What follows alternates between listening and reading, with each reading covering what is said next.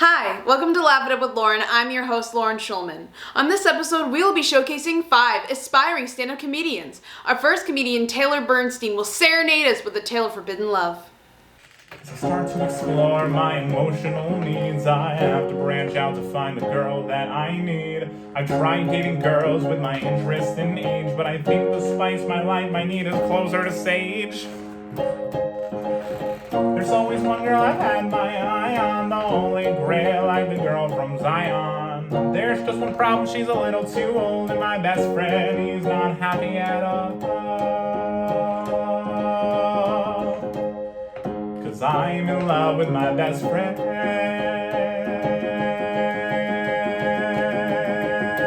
mom. It's mom. That's my best friend's mother's mom. That's his grandma.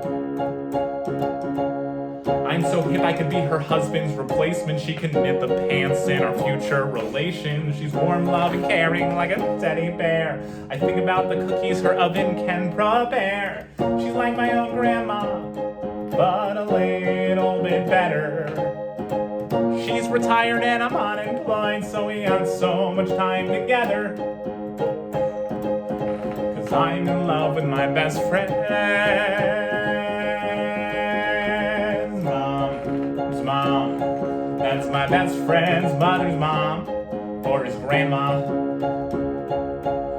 I want her to sing me a bedtime story. I know with her age we won't end up on Maureen. I love his grandma, I will ask her out, but I should probably wait till she's healed from her gout. She's the N34 to my I-17.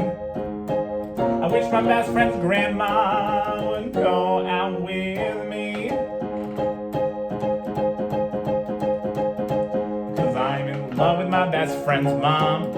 I'm in love with my best friend's mom. I'm in love with my best friend's mom's mom. What a tragic love story. We hope everything works out between you and Granny. Now for something a little more upbeat, all the way from Los Angeles, Sarah Fatemi.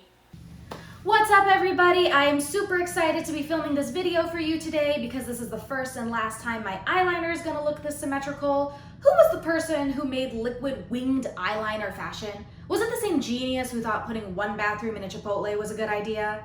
Really? A place that serves that many beans? I would ask how your 2020 is going, but mine started back in January when I was visiting family in Iran. That's a country in the Middle East for those of you who went through the US education system. But I will say that for the first time in my life, I now know what it's like to be a non-Muslim on an airplane. We were on Qatar Airways and we are taxiing, and the pilot suddenly starts reciting from the Quran like Bismillah. I was like, whoa, whoa, whoa, I don't like how you doing that while we're taxiing. And then he goes, in a few hours we will be serving brunch. I was like, brunch, oh my God, thank God, he's one of us. Yeah, so I am Muslim, but I actually am from a small town in Ohio. And a lot of people are like, what's it like being brown and growing up in such a Wonder Bread area? And I'm like, it's really easy. Muslim culture and white trash culture are the same thing. Our women are in the kitchen all day, that's where all the food is, and I can still date my cousin. You want to know something interesting though, is I feel more persecuted out here in LA for being from the Midwest than for being from the Middle East. People in LA ask the rudest questions. For your information, yes, we do have Uber. His name is Mike. I think the weirdest thing of all is that my mom, who's straight from Iran, thinks she's white. Excuse me, white. She'll dye her hair blonde and be like, Sarah, why do you call yourself person of color? Iranian are the original Caucasian. We are the Aryan race. I was like, whoa, take an Ambien, Roseanne. The only Caucasian blood I have is on my car window shield. I'm kidding. It's COVID. Where are we even driving? Yeah, Ohio was a really weird place. It was great, but I can't say I miss the men too much. One time I was at an amusement park and this drunk guy dressed in camouflage came up to me and said, "Did you just fart? Because you blew me away." I said, "Honey, I'm on the keto diet. If I fart, you're gonna wanna be 5 miles that way." This isn't to say that men in LA are such gems. One time I was supposed to meet up for a dinner date with a guy in Beverly Hills. Well, guess where he took me? For a walk. 7,652 steps, my Fitbit tracked it. And then obviously, after all that walking, I got thirsty. No pun intended. And I asked him to buy me a bottle of water. And he said, "Sure, just Venmo me $4. I was like, $4? Excuse me, this is 90212? This is the peasantry of Beverly Hills. Actor zip code. Yeah, you know, I will say more than anything, I love Jewish men. The only thing hard about dating a Jewish guy is the fact that I'm Muslim, and so they won't marry me. Well, guess what? I recently did a 23andMe test, and I am 1/16 Jewish. On my mom's side, so you know that counts. I'm sorry, but if you can be 1/20th Native American and claim land, I can be 1/16 Jewish and claim your son, Esther. It's my birthright. Holla holla! All of us here wish you the best in LA and congratulate you on your 1/16th Jewish heritage. Up next, one of our very own Temple Owls, Ross Weisman. Hey everybody, thanks so much for having me. I'm excited to be here. And if I look familiar to you, it could be from the Google image search results for Quirky White Guy. You might also recognize me from this past holiday season as douchey guy just barely putting in the effort for his girlfriend to be a pirate for Halloween. And I'm gay, but that's just how deep the cosplay goes, you know? I'm just like a Chad, and I'm just like, "Hey babe, do we really have to be at this costume party? I just want to go back to our car and make out." And then his girlfriend Brenda is like, "No, okay, we dressed up, we're here at Micah's, and I just want to have a good time." And they shouldn't be out because it's a pandemic, but they've been going through a rough patch lately because Chad just went on a new dietary supplement plan, and he's getting a little bit aggro while his macros are still evening out. Is that how the straight world works? I don't know. But anyway, look, I apologize that I'm not really dressed up really nicely right now, but I am wearing pants, so this is essentially pandemic black tie. You know, I put on pants for you, you know? I could have worn my pajamas, but no, I'm feeling denim against my bare legs. So if I feel off, it's because I'm not used to quite that sensation in 9 months. I'm currently performing for you all in my living room, which has doubled as so many things for me during the pandemic. For instance, it's been my office space, a restaurant, a therapist's office, a movie theater, a bar, a funeral home, and a jail. But because I'm performing right now, I guess we can also add a comedy club and TV studio to the midst. So I guess I am being productive. Haha. That was a weird fake laugh. I don't know why I did that. But I guess this is my time to admit to you all that I'm not a cool person. I don't know if that really came across. It doesn't help that I said cool person with a question mark at the end, but that's just me. I've always been a dweeb my life. I'm not cool. I'm totally fine with that. I love following the rules. So much so that when I was a kid and my friends and we would buy a kid's movie ticket and then sneak into an R-rated movie, that cool move. I really refused to do that because, and this is true, I wanted the box office earnings to be accurate. Ugh. You know, all my friends, they're begging me. They're like, "Ross, come on, we gotta go see Inglourious Bastards." And I'm looking at my ticket stub and I'm like, "Guys, it says Ratatouille." So I saw Ratatouille alone and I had a great time. I learned about the food world. So don't cry for me, Argentina. But I am trying to kind of be cooler. But my definition of cool is different than your definition of cool, I assume. My definition of cool was in college listening to collegiate a cappella covers of Broadway musicals while reading up about, board game expansions. I had to stumble because I wasn't sure if I wanted to reveal that to all of you. That's what I did in college. Oof. But that's true. That is what I did. So I got a tattoo. That was like my big cool move. And I don't think people would assume just by looking at me that I have a tattoo. But let me show it to you. Let me use my selfie stick. On my ankle, I have Kermit the Frog's silhouette.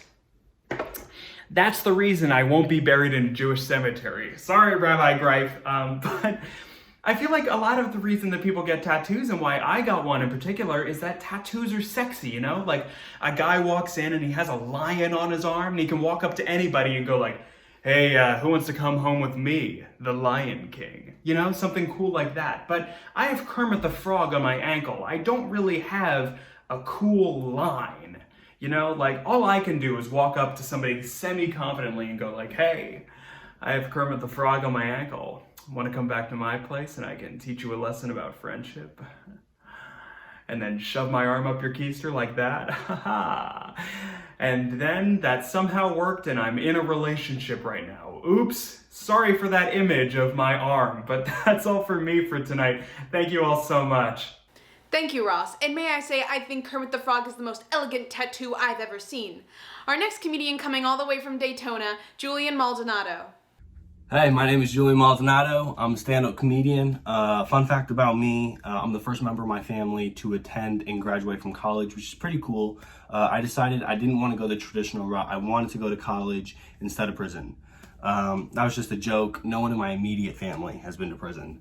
You know, from a young age, my parents always kind of knew I was going to be special. I always kind of just did things differently. Like when I was a toddler, for instance, I spent a lot of my time under the dining room table taking massive dumps. That was just something I did. I don't really know why I did it. I think I was just like in a dark place at that time. You know, I was playing blocks with the wrong kids. I just really wasn't in the right mix of the group. You know, it is really weird, and I was always real shy about it. I made eye contact with my dad every time I did it. I was like, don't look at me. You know, because I don't know how many pooping toddlers you guys have made eye contact with, but we don't like that. We don't like that. We want our dignity, you know. It's pretty fun. There's a lot of interesting characters in my family. My little brother, I'm actually really proud of him. He recently just got a job working for a multi-million-dollar company. Super exciting. When he got the job, we celebrated, and it's actually a really cool job. And for being his big brother, I get perks just for being his brother. Like, for instance, I don't have to pay for Frosties. I just kind of walk in there. I'm like, hey, I'm Raymond's brother, and they're like, yeah, we know this is your 7th time here this week. It's always pretty cool. I'm real proud of him. He's actually at that age now where he's going through puberty. So he like walks around the house all the time, like on a testosterone boost. Like what he started off just like punching everything. He's just like thinks he's Creed. He's just like he's like sizing up the dog. Who are you barking at? Who? What? It's just, and it is pretty funny to watch. And he like loves punching fridges. He's always punching fridges. I don't know what it is. He punches our fridge all the time. I'm like, will you be careful? My college diploma's on that thing. You know, and it's not even just our fridge. Like everywhere we go, like we go to grandma's house, he's punching grandma's fridge, and it's just like, what is your deal with fridges, man? What did fridges ever do to you? So I feel like, you know, if your refrigerator is running, it's probably from my little brother. You know, that's just how he is, and it's actually really cute because he's at that age now. He is going through puberty, so he hit a growth spurt, and actually my little brother's taller than me. So he's definitely got this ego now because he's taller than me. He's been beating up fridges. He thinks he's something. So he walks up to me all the time, just like, where you going, shorty? Where you going, huh? And it's so cute. It's adorable, you know, because he's my little brother. Like I'm not intimidated by somebody wearing my clothes.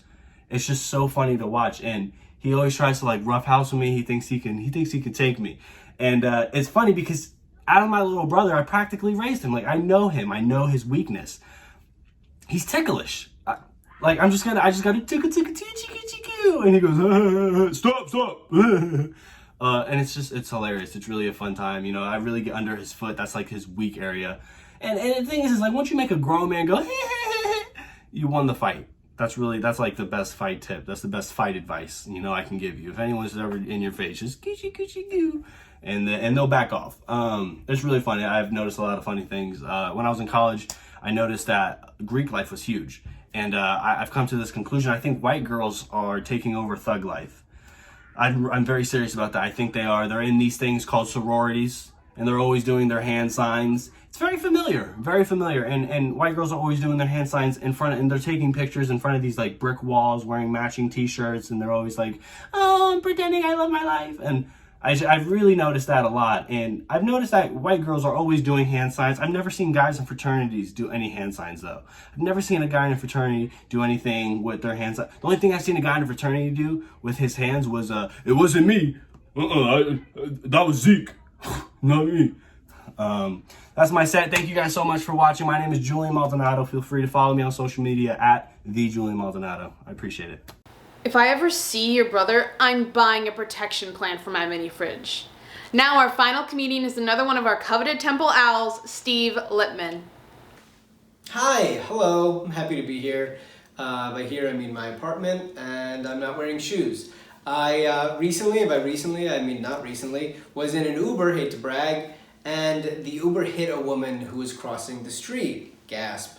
I'll tell you what happened. We were coming to a stop sign, and as we were coming to the stop sign, this girl was crossing the street, and she gave a little wave that I thought that the driver saw, but he didn't see it. He kept rolling forward, and I started thinking, like, am I supposed to say something in this situation? I don't want to micromanage. I shouldn't, but it turns out I should have, because the next thing I know, she's on the windshield.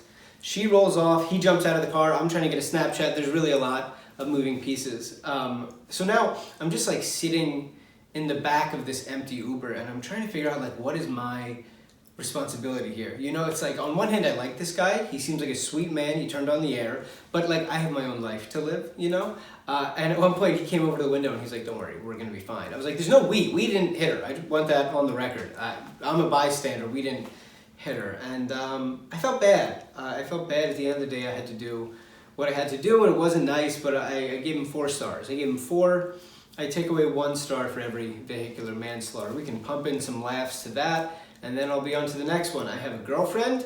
She's holding the camera and the cue cards right now. I love my girlfriend so much. What a wonderful girl she is, she's nice. We're great. I'm very happy to be with her. Certainly want to get married. I'm excited to do that, and I wanted to figure out how to do it.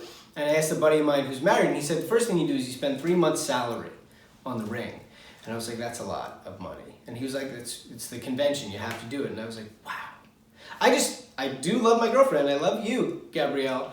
But for me, it's like 3 months is a lot. I can't imagine getting to a point in my life where I'm willing to spend $300 on something. It's going to be hard.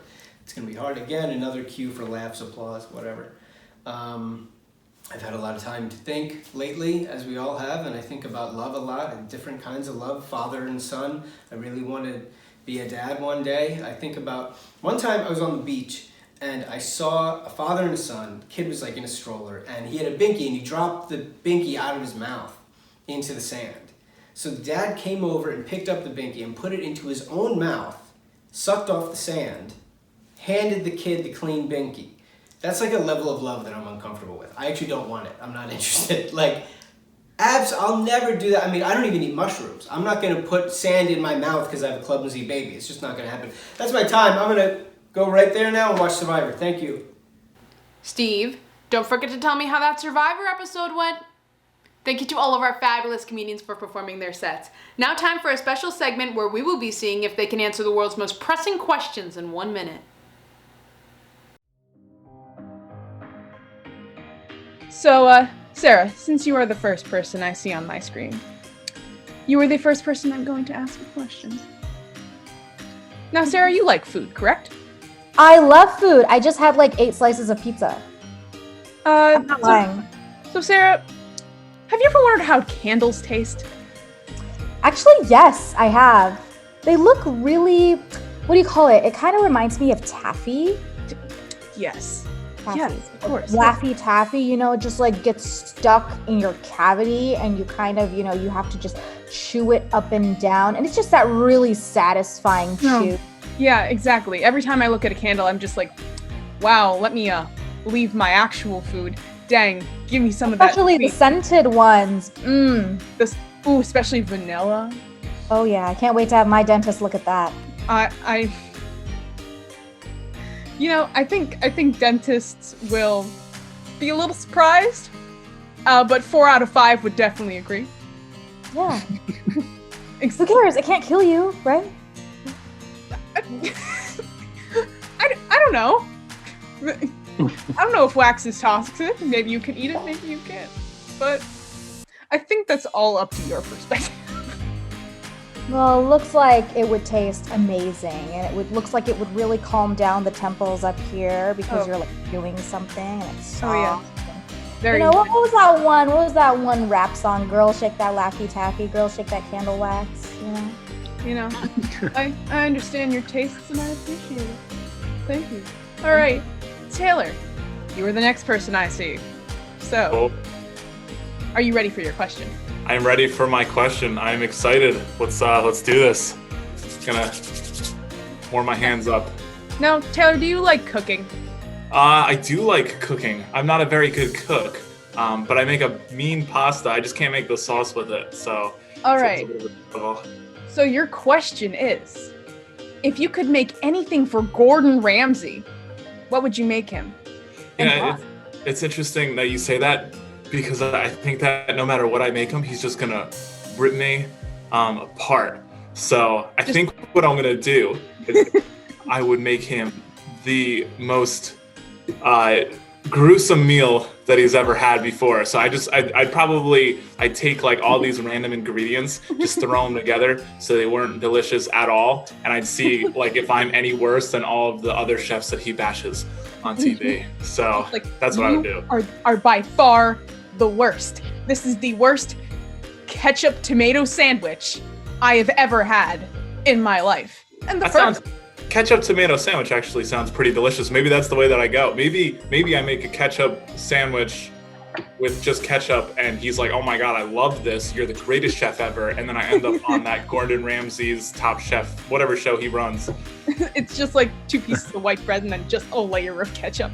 He likes simplicity. That's what it is. Everybody tries to go too fancy, but he's always just like, he bashes the people who like to do the fancy stuff. So why not try something new? Something very plain, very simple. Something very plain. You can't not like the taste of plain. It's just kind of there, you know? Yes, I appreciate. I will try that in the future. Thank you. You're welcome. Now, Julian. Yeah. I think this is very political question. Okay. All right. I'm sorry if you're offended by this, but you're known for having your bold stance on lizards. Can you elaborate on that? Of course. Yeah, and I think, we as people don't take lizards seriously enough. Lizards are, very important to, think about, way back before humans were born, it was lizards, and lizards were kind of here first, and I don't think that, we kind of just spend our time trying to catch them by the tails and have them do that thing where they, bite our pinky finger, and we just let them dangle. I remember, in my friend group, there was always, that one kid who could just, catch a lizard. No one else could catch them. But there was always, the one kid who was just able to just catch a lizard. He wouldn't even, tell anybody. He would just, I got a lizard. Just kind of show up dangling by the tail? Yeah, and, his name was always, Zach or something, some short name like that. But I think we should pay a high respect to lizards. They're really smart from what I've seen from the Spider-Man comics. Spider-Man comics. Well, I think we really should, it's a serious issue. And I don't mean to get political. I don't want to divide the room, but lizards are important. We respect all lizard opinions in this household. Yeah. And honestly, thank you for your input because I was so divided on this issue. No problem. I'm happy to help. Yeah. All right, Ross. Hey. You big fan of history? Oh, you know it. I like both parts. I see history and I split it apart and I say hi story because that's what history is. Oh, that's delicious, man. All right, so if you could switch lives with an extinct animal, what would it be? With an extinct animal? Extinct. So, I could say humans because that's coming in 15 years, but I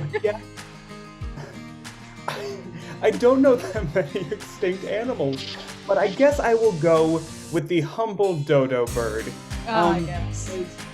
They know their lot in life. They have big, stupid beaks. They just sit around and they just talk about how they're never going to fly anywhere and they're totally content with that. I think in my head when I think of a dodo, I think I'm just imagining a puffin, but like, hey, they're the birds that have the best cereal, so you're not gonna hear me complaining about them. Just like a off-brand puffin. Yeah. Also, I guess I could have said dinosaur, which is cool. Like a cool instead of a flightless bird, but I think dinosaurs are overrated. Yes. I don't like if dinosaurs existed right now, it would be terrifying, and we would all just be running for our lives constantly. They'd be running from you. Oh, that's true, because I would wave my arms up like this. Go, I'm bigger, I'm bigger. Your dinosaur arms and scare everybody away, Ross. You're right, yeah, because T-Rexes aren't that intimidating because they can't do a cool secret handshake because they can't really reach the other person's hand. Secret handshake. Oh, forgot about that. You're Well, I never. Lauren, I'm offended that you forgot our secret handshake. Yes, it's something like that, right? Yeah, this Zoom is over. I am. Thank you. I really appreciate the dodo bird analogy. Just for you, Ross. I feel like a dodo right now. Whoa, that's a little spicy right there. All right. So Steve, Yes. welcome. Thank you so much. I'm thrilled to be here. So just a preview. Do you think there's life out there? Out in space? Life where? Like aliens. You think there are? You think there Oh, good question. Let's go to the phones. Do I think there's aliens? I kind of don't care, and that's not a great answer. But yeah. a lot of people like to hem and haw over whether they're. I don't care. I hope they're doing well, if there are. It's hard to believe that they're not aliens. Yeah. You know what I mean, Lauren? Are you ready for your question? Ready for Oh, your- that wasn't the question? That wasn't the question. What am I said doing it was talking a like that? preview. Oh my god. All right, I used all my best stuff. Go ahead. Oh God. All right. The preview for this question, which you so took wrong. Yes. What would you say to aliens if you were abducted?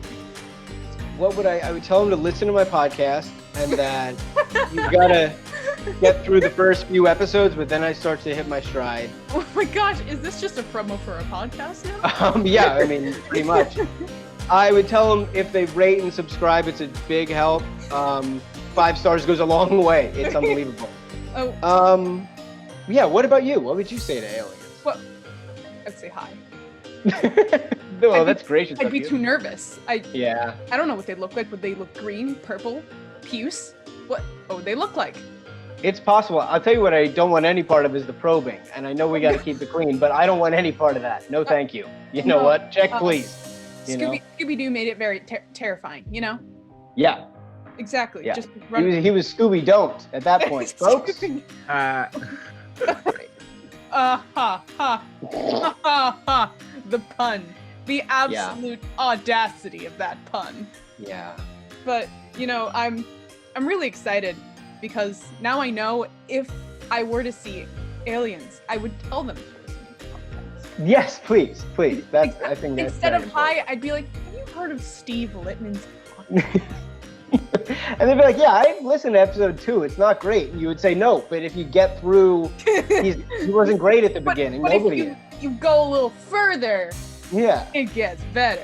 Don't worry about it. All right. Well, guys, these questions, I think, have been fantastic. Thank you for joining us here at Laugh It Up with Lauren. Be sure to check out our YouTube, our Instagram, our Twitter, and email us here if you want to be a stand-up comedian too. Thanks for tuning in.